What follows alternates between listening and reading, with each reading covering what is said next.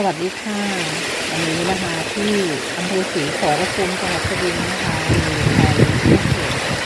กำลังลมพัดแรงมากนะคะหลังคาปลิวไปหลายหลังเลยค่ะ